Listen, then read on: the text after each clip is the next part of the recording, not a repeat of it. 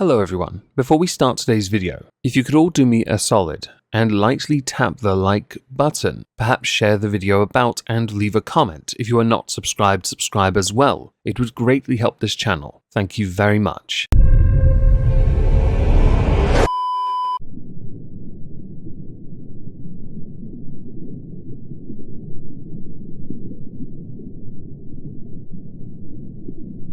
Well, isn't this just fantastic? Captain's log, subject 220810.4. I genuinely didn't know that hoarding could lead to criminal proceedings until I, like literally everyone on this site, got recommended those hoarder TV show videos. They are quite the eye-opener. Hello everyone, welcome to the Halls of Injustice. Today we welcome inmate numbers, yes we have two of those today, 138.1 and 138.2 to the ISO cubes. They are a father and son, one being Cecil Burdett and the other being Philip Burdett. As we don't have mugshots for them, this will have to suffice. My apologies for that. Their crimes concern Julie Burdett. Julie Burdett is the daughter to Cecil Burdett, and her brother is Philip. For the crimes we're now going to go through, we need to understand a bit of context about the living arrangements of those three people. We also need to go back in time to January 2019, which was when Julie Burdett passed away. In 1998, Julie Burdett suffered from a disease similar to multiple sclerosis. This meant that she had to spend the remainder of her life in a wheelchair, which in turn made it very difficult for her to leave the home. As time went by, she required a carer, but as the family didn't have much in the way of resources, that care fell on the doorstep of her brother Philip, who received £60 a week as carer's allowance to look after her. And if it isn't obvious enough already, neither Philip nor Cecil did anything to actually care for her, which is where a lot of the issues arise. When she did pass away in January 2019, she weighed 4 stone 10 pounds, which is considerably lower than where the baseline is for average people. Granted, there may be circumstances where she might well have weighed near that anyway. It is unlikely. And even though Philip and Cecil could have asked for help to make this a lot easier, neither have actually made the effort to do so because it was against Julie's wishes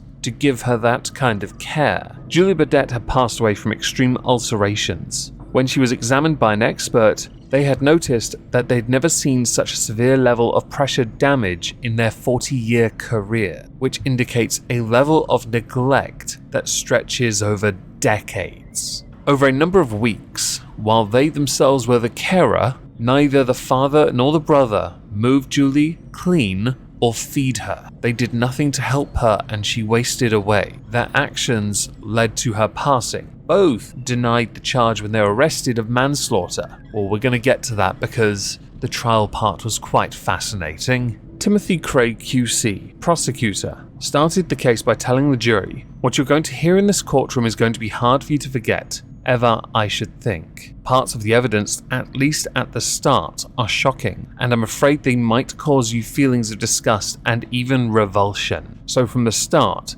it is important to understand why you have been brought from your normal lives in here, and why you have to examine some terrible facts. The reason you are here is because someone died, a woman who was called Julie Burdett. We, that is the prosecution, say that Julie's death was entirely avoidable, and that the fault for her death lies with these defendants. Our case is that Julie died from neglect, because these defendants, who were meant to care for her, did not care for her." Julie was then described as intelligent and articulate before her unfortunate contraction of an illness similar to multiple sclerosis. When detailing the alleged neglect, Timothy Craig told the jurors the failures were basic. They did not move Julie, they did not clean her, they did not feed her properly, and they did not call for medical or other help. The neglect you're going to be looking at was sustained over weeks, and parts of it were deliberate. For example, each defendant decided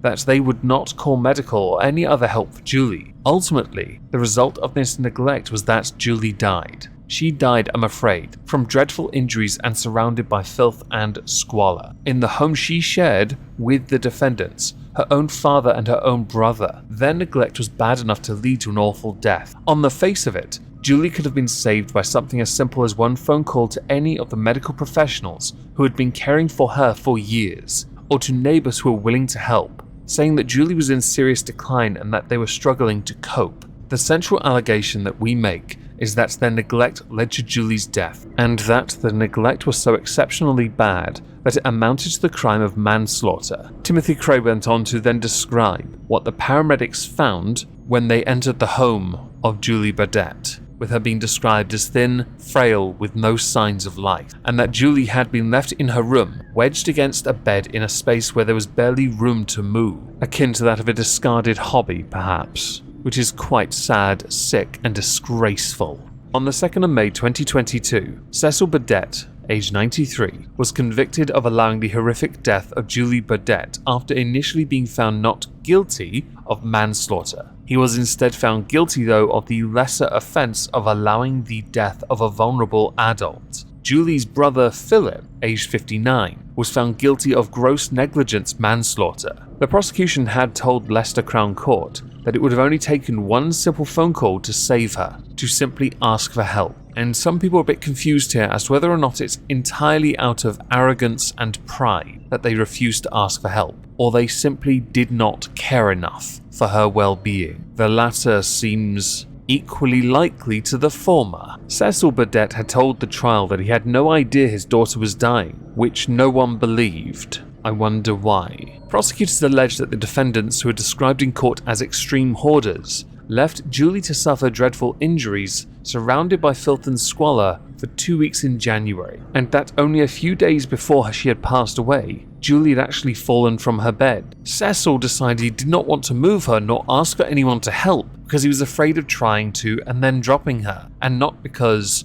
he didn't want anyone to see the inside of his house and then call someone on him, which would have been preferable. But that said, if anyone has seen hoarders in action, you know they'll do anything to protect their hoard. They can't see beyond it, past it, or sense. Cecil also said he had not noticed the smells because of the excrement in the house. The smell of urine because of clutter on the bed that made it impossible for Julie to get to the restroom, adding that all three of us loved each other. I would have done anything for that girl. I think Philip and I did as much as we could to help Julie in this situation. He also described urging Julie to let him move some of the clutter from her bedroom and get her medical help. He said, I wanted to get help, but to do that, I'd have to go against her wishes. She was so determined that I wasn't to call for help and wasn't to move anything. I said, if you move these things, we can put you in the bed. She said, leave it, Dad. She wouldn't let me continue to discuss as to why. She said, promise me, Dad, that you won't let anyone into my bedroom other than you and Philip. That is what she said. Mr. Justice Pepperell told Cecil and Philip that he was going to adjourn the case and that should not indicate, imply, promise, or anything else as to the type of the sentence that will be passed, and that all options remain available to the court. My view on this is quite simple. Both of you left her there to rot. You made every excuse for why you couldn't do something, and not do the one good thing that would have helped her. That is the truth of the matter, and that tells me everything that we need to know about you two cretins. Now, when we get to the sentencing, it's quite fascinating, really, because Cecil Burdett wrote a letter to the court. Now, I found this quite fascinating, because while the jury were in retirement, the letter was written thanking the judge, the legal profession, and the court staff for the courteous and fair way which you had been treated. Cecil, that is. It had been accepted that Philip suffered from agoraphobia and depression, and that neither were equipped to deal with the needs of Julie Burdette. The judge also accepted that both Philip and Cecil had made a promise to not let anyone else care for Julie, and that although misguided, the judge accepted that they had convinced themselves it was in Julie's best interest to remain at home so that they could bury their heads in the sand. There is a lot more to it, by the way, but I think we should just get to the sentencing. Cecil Ralph Burdett was given a 2-year sentence, suspended for 2 years. I don't agree with that. And Philip Burdett was jailed for 3 years. Now, he was the primary caregiver. He should go to prison. Consider the additional context from the judge's own statement, though. They should have noticed the smells from necrotic tissue, as she was not only deteriorating, but the sores themselves were causing MRSA. It should be acknowledged that while many neighbours, family, friends and so on found Cecil Ralph Burdett to be warm, kind and considerate, law-abiding man who had worked as an electrician for 51 years, this is still gross negligence. Simple as that. No human being should live the last weeks of their life in the kind of agony that Julie had to endure because of ignorance on the parts of Ralph, Cecil Ralph that is, and Philip Burdett.